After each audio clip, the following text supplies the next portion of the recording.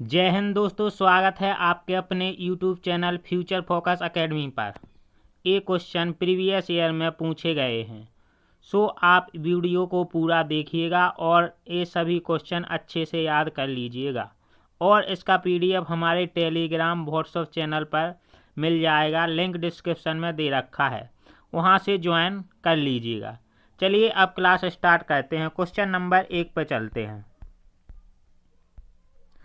सजीवों की क्या पहचान है? सजीवों की क्या पहचान है? श्वसन, प्रजनन, रक्त संचरण, ये सभी। तो इसका राइट आंसर है दोस्तों ऑप्शन नंबर डी, ये सभी। अब इसके बारे में एक्स्ट्रा पॉइंट जानते हैं। श्वसन, श्वसन क्या होता है? ऊर्जा उत्पन्न के लिए आवश्यक है, जो शरीर की सभी गतिविधियों के लिए आवश्यक है। नंबर 2, शरीर से कार्बन डाइऑक्साइड को बाहर निकालने में मदद करता है। कोशिकाओं और ऊतकों में ऑक्सीजन पहुंचाने का कार्य करता है। यह प्रक्रिया सभी जीवित प्राणियों के लिए अनिवार्य है। श्वसन की प्रक्रिया सभी जीवित प्राणियों के लिए अनिवार्य है। अब प्रजनन, प्रजनन दोस्तों क्या होता है देखते हैं। प्रजनन से जीवों में विविधता और अनुकूलन की क्षमता उत्पन्न होती है, जिससे वे विभिन्न वातावरण में जीवित रह सकते हैं। प्रजनन से जीवों में विविधता और अनुकूलन की क्षमता उत्पन्न होती है, जिससे वे विभिन्न वातावरण में जीवित रह सकते हैं। रक्त संचरण, रक्त संचरण का मतलब शरीर के सभी अंगों को ऑक्सीजन और पोषक तत्व पहुंचाना, कार्बन डाइऑक्साइड और अन्य विषैले पदार्थों को हटाना, शरीर के तापमान को संतुलित रखना, हार्मोन और अन्य रासायनिक संदेश वाहकों का वितरण करना। चलिए दोस्तों अब नेक्स्ट क्वेश्चन पे चलते हैं। क्वेश्चन नंबर 2, निम्नलिखित जीवन की मूलभूत इकाई क्या है? क्वेश्चन नंबर 2, जीवन की मूलभूत इकाई क्या है? चलिए दोस्तों इसका आंसर बताइए। कोशिका, अंग, ऊतक, नाभिक। तो इसका राइट आंसर है दोस्तों ऑप्शन नंबर ए, यानी कोशिका, सेल इसकी आंसर होगा। अब इसके बारे में इम्पोर्टेंट फैक्ट पढ़ते हैं। कोशिका क्या होता है? कोशिका जीवित जीवों की संरचनात्मक और कार्यात्मक इकाई है। कोशिका जीवों की संरचनात्मक और कार्यात्मक इकाई है। यह जीवन की सबसे छोटी इकाई होती है। यह जीवन की सबसे छोटी इकाई होती है जो स्वतंत्र रूप से कार्य कर सकती है। ऊतक, ऊतक एक हिंदी शब्द है जिसका अर्थ होता है टिश्यू।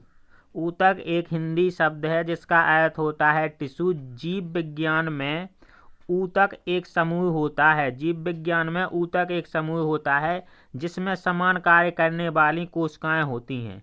जिसमें समान कार्य करने वाली कोशिकाएं होती हैं। केंद्रक, अब केंद्रक के बारे में पढ़ते। केंद्रक एक महत्वपूर्ण जैविक संरचना है। केंद्रक एक महत्वपूर्ण जैविक संरचना है। केंद्रक एक महत्वपूर्ण जैविक संरचना है जो अधिकांश कोशिकाओं में पाई जाती है।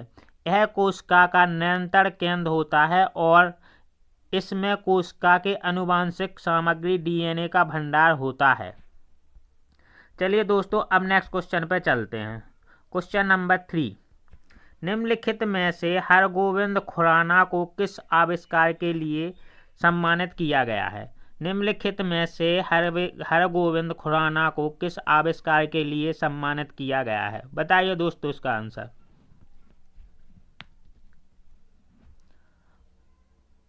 ऑप्शन नंबर ए, जीन संश्लेषण, प्रोटीन संश्लेषण, नाइट्रोजन क्षारों का संश्लेषण, RNA का संश्लेषण।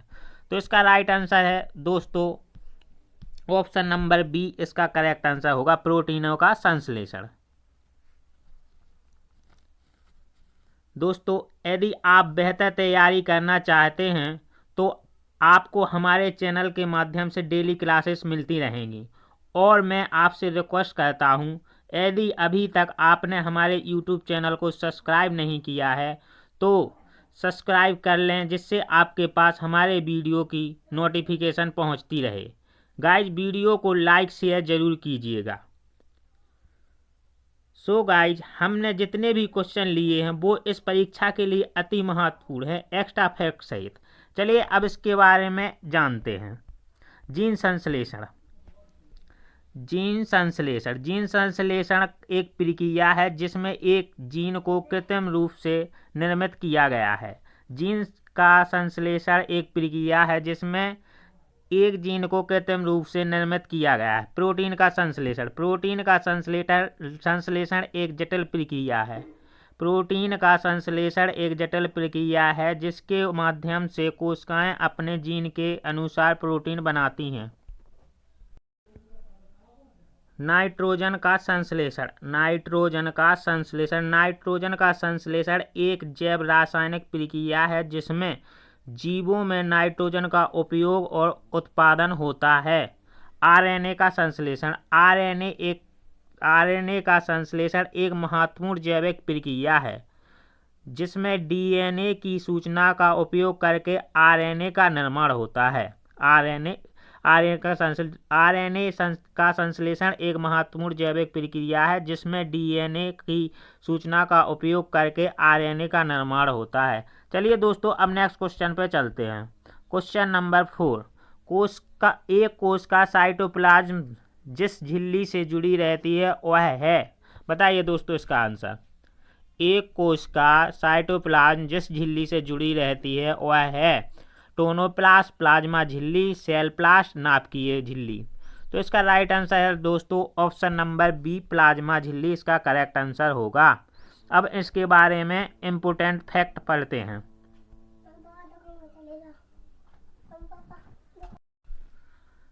टोनोप्लास्ट क्या होते हैं? टोनोप्लास्ट वह झिल्ली है जो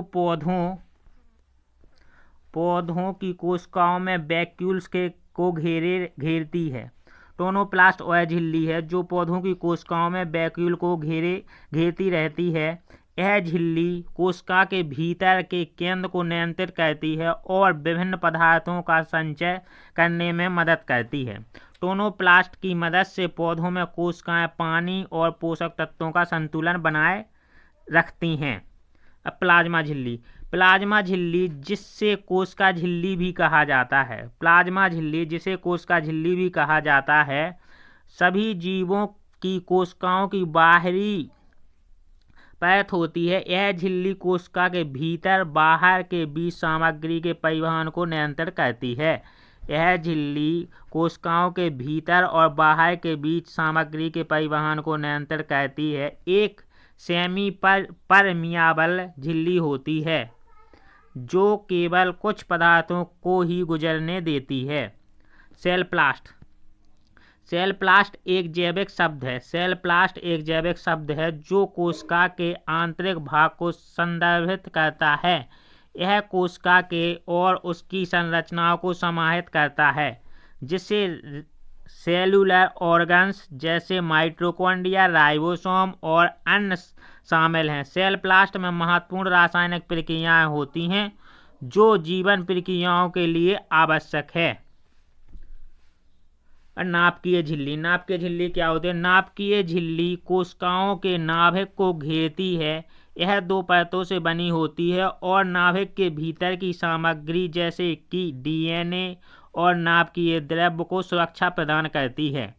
झिल्ली नाभिक के भीतर और बाहर के बीच के परिवहन को नियंत्रित करती है। इसके से आरएनए और अन्य रासायनिक पदार्थ बाहर निकलते हैं। चलिए दोस्तों, अब क्वेश्चन नंबर नेक्स्ट पे चलते हैं। Question number 5। निम्नलिखित में से अर्धसूत्रण के लिए कौन सा कथन सत्य नहीं है? निम्नलिखित में से अर्धसूत्रण के लिए कौन सा कथन सत्य नहीं है? चलिए दोस्तों, इसका आंसर बताइए। अर्धसूत्रण दो चरण में होता है। ऑप्शन नंबर ए, अर्धसूत्रण के परिणाम स्वरूप परिणामी कोषों में गुणसूत्रों की संख्या दुगुनी हो जाती है। Option number B. Option number C, अर्धसूत्रण के दौरान जनक कोषों के जीन परिणामी कोषों में मिश्रित हो जाते हैं। जनन ग्रंथि में अर्धसूत्रण युग्म के उत्पादन के लिए होता है। तो इसका राइट आंसर है ऑप्शन नंबर बी, अर्धसूत्रण के लिए परिणाम स्वरूप परिणामी कोषों में गुणसूत्रों की संख्या दुगुनी हो जाती है। चलिए दोस्तों, अब नेक्स्ट क्वेश्चन पे चलते हैं। Question number 6। राइबोसोम का मुख्य कार्य। राइबोसोम का मुख्य कार्य कोशिकाओं विभाजन का नियंत्रण, कोशिका के कार्य का नियंत्रण, प्रोटीन का संश्लेषण, हार्मोन का संश्लेषण। तो इसका राइट आंसर है ऑप्शन नंबर सी। इसका करेक्ट आंसर होगा प्रोटीन का संश्लेषण। अपन प्रोटीन के बारे में डिटेल में पढ़ चुके हैं। चलिए अब नेक्स्ट क्वेश्चन पे चलते हैं। क्वेश्चन नंबर 7, एक पशु के शरीर की सबसे बड़ी कोशिका इनमें से कौन सी है? एक पशु के शरीर की सबसे बड़ी कोशिका इनमें से कौन है? बताइए दोस्तों इसका answer. Option number osteocyte, neuron, chromatophore और लिम्फ कोशिकाएं। तो दोस्तों इसका करेक्ट आंसर है ऑप्शन नंबर बी यानी न्यूरॉन। ये हमारे मस्तिष्क में पाई जाती है। चलिए अब इसके बारे में जानते हैं। ओसोसाइट क्या होते हैं? ओसोसाइट हड्डी के ऊतकों में पाए जाने वाले प्रमुख कोशिकाएं हैं। ओसोसाइट हड्डी के ऊतकों में पाई जाने वाली प्रमुख कोशिकाएं हैं। ये हड्डी के रंध्रों में स्थित होती हैं और हड्डी के निर्माण और मरम्मत में महत्वपूर्ण भूमिका निभाती हैं। ओस्टोसाइट हड्डी के सूक्ष्म संरचना और कैल्शियम के संतुलन को बनाए रखने में मदद करती हैं। ओस्टोसाइट हड्डी के सूक्ष्म संरचना और कैल्शियम के संतुलन में बनाए रखने में मदद करती हैं। न्यूरॉन मस्तिष्क और तंत्रिका की प्राथमिक कोशिकाएं हैं। न्यूरॉन मस्तिष्क और तंत्रिका की प्राथमिक कोशिकाएं हैं जो सूचनाओं को संचारित करती हैं। ये विद्युत संकेतों के माध्यम से एक दूसरे के साथ संवाद करते हैं। न्यूरॉन के 3 मुख्य भाग होते हैं, डेंड्राइट्स, सेल बॉडी और एक्सॉन।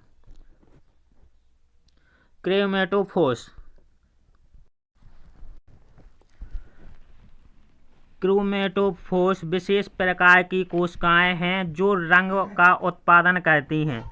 आमतौर पर कुछ जीवों जैसे मछलियां, उभयचर, कुछ सरीसृप में कोशिकाएं प्रकाश के प्रति संवेदनशील होती हैं और विभिन्न रंगों को प्रकट करने में मदद करती हैं, जिससे ये अपने पर्यावरण में छिपने या आकर्षित करने में सक्षम हैं। लिम्फ कोशिकाएं।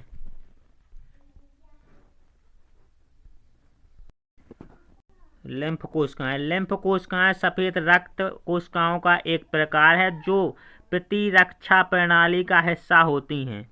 लिम्फ कोशिकाएं सफेद रक्त कोशिकाओं का एक प्रकार है जो प्रतिरक्षी प्रणाली का हिस्सा होती हैं। ये संक्रमण से लड़ने और शरीर की प्रतिरक्षा प्रतिक्रिया में महत्वपूर्ण भूमिका निभाती हैं। लिम्फ कोशिकाओं के मुख्य प्रकार हैं बी कोशिकाएं, टी कोशिकाएं और नेचुरल किलर कोशिकाएं। चलिए दोस्तों अब नेक्स्ट क्वेश्चन पे चलते हैं। Question number 8। तो इसका राइट आंसर क्वेश्चन नंबर 8, कोशिकाओं के 4 अवयवों में से उस कोशिका को पहचानिए जो पौधों की कोशिकाओं में पाया जाता है। कोशिकाओं के 4 अवयवों में से उस कोशिका को पहचानिए जो पौधों की कोशिकाओं में पाया जाता है किंतु जानवर यानी एनिमल की कोशिकाओं में नहीं पाया जाता। चलिए बताइए दोस्तों इसका आंसर। कोशिका द्रव्य, कोशिका कला, नाभिकीय और लवक। तो इसका राइट आंसर है दोस्तों ऑप्शन नंबर डी। इसका करेक्ट आंसर है लवक। चलिए इसके बारे में कुछ डिटेल में जानते हैं। कोशिका द्रव्य एक जैविक द्रव्य है। कोशिका द्रव्य एक जैविक द्रव्य है जो कोशिका के दीवार और नाभिक के बीच में स्थित होता है। यह जल, प्रोटीन, लिपिड, कार्बोहाइड्रेट और विभिन्न तत्वों से मिलकर बना होता है। कोशिका द्रव्य में विभिन्न जैविक क्रियाएं होती हैं और यह कोशिका के अंगों का समुच्चय है जो राइबोसोम, माइटोकॉन्ड्रिया आदि है। और कोशिका कला यानी सेल मेम्ब्रेन। कोशिका की बाहरी परत होती है। कोशिका की बाहरी परत होती है जो कोशिका के अंदर और बाहर वातावरण के बीच संतुलन बनाए रखती है। यह सेलेक्टिवली परमेबल होती है। अर्थात यह कुछ पदार्थों को अंदर जाने की अनुमति देती है जबकि अन्य को रोकती है। कोशिका कला में लिपिड और प्रोटीन की दो परतें होती हैं। नाभिक नाभिक कोशिका का सबसे महत्वपूर्ण अंग है जो कोशिका के आनुवंशिक सामग्री को सुरक्षित रखता है। यह कोशिका के मेटाबॉलिज्म और विकास को नियंत्रित करता है। नाभिक के चारों ओर एक झिल्ली होती है जिसे नाभिकीय झिल्ली कहा जाता है, जिसमें नाभिकीय छिद्र होते हैं जो सामग्री के आदान प्रदान की अनुमति देता है। लवक कोशिका के अंदर एक सुघड़ संरचना होती है जो तरल पदार्थ, पोषक तत्व और अपशिष्ट सामग्री को संग्रहित करती है। पौधों की कोशिकाओं में लवकें अक्सर बड़ी होती हैं और वे कुछ कोशिकाओं को स्थिर और आकार देती हैं। यह कोशिकाओं में पानी और अन्य यौगिकों को संतुलन बनाए रखने में सहायक होती हैं। चलिए अब नेक्स्ट क्वेश्चन पे चलते हैं दोस्तों। क्वेश्चन नंबर 9, निम्नलिखित किस कोशिका अंग को कोशिका का मास्टर कहा जाता है? किस कोशिका अंग को कोशिका का मास्टर कहा जाता है? बताइए दोस्तों इसका answer. Endoplasmic reticulum, mitochondria, nucleus और नाभिक। तो इसका राइट आंसर है न्यूक्लियोलस, इसका करेक्ट आंसर होगा। चलिए अब इसके बारे में इम्पोर्टेंट फैक्ट पढ़ते हैं। एंडोप्लाज्मिक रेटिकुलम दो प्रकार की होती है, रफ एंडोप्लाज्मिक रेटिकुलम और स्मूथ एंडोप्लाज्मिक रेटिकुलम। तो रफ एंडोप्लाज्मिक रेटिकुलम के कार्य प्रोटीन का संश्लेषण करता है, विशेषकर उन प्रोटीनों को जो कोशिका के बाहर या अन्य ऑर्गन्स में भेजे जाते हैं। और स्मूथ एंडोप्लाज्मिक रेटिकुलम का कार्य लिपिड का संश्लेषण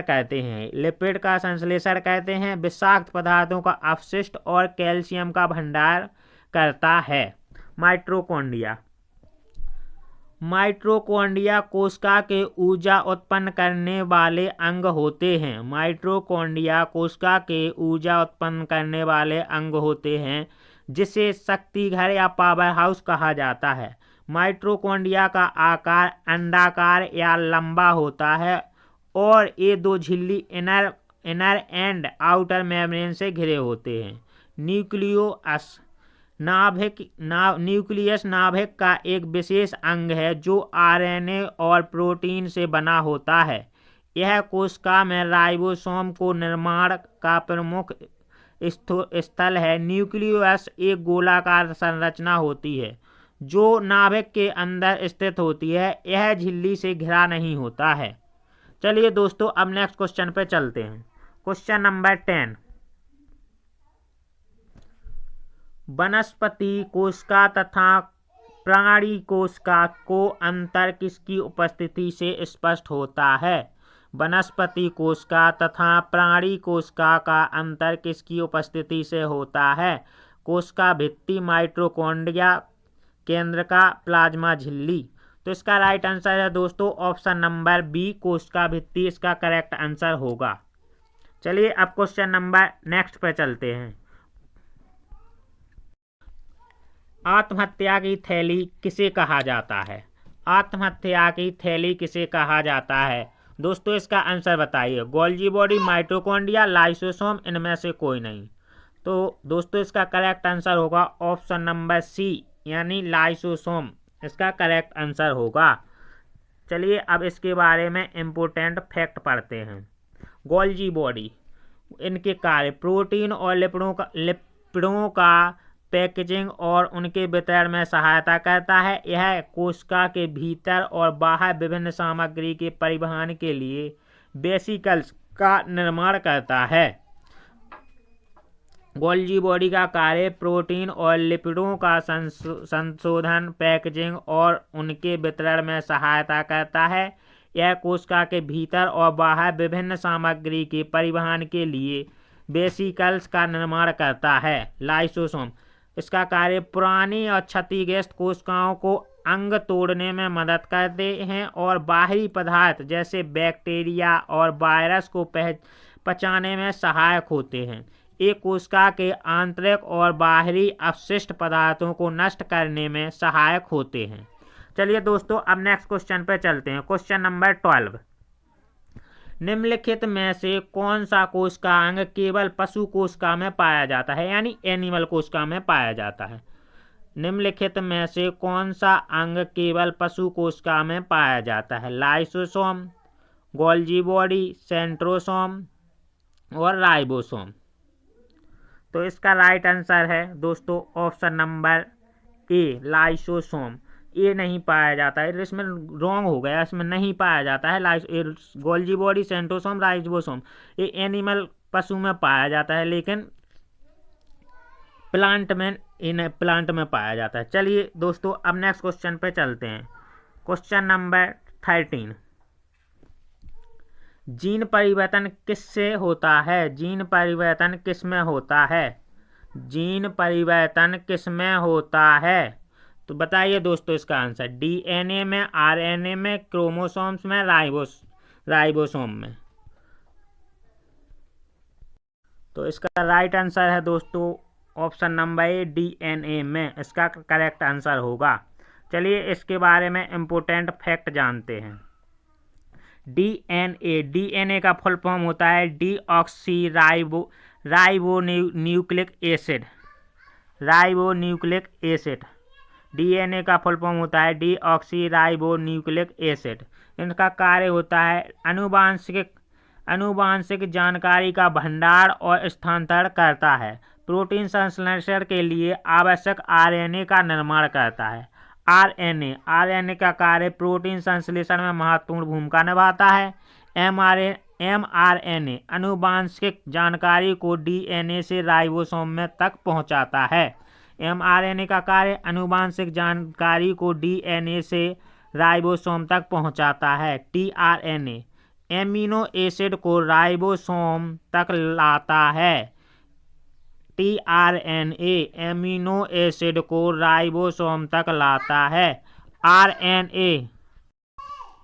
आरएनए राइबोसोम की संरचना में शामिल होता है।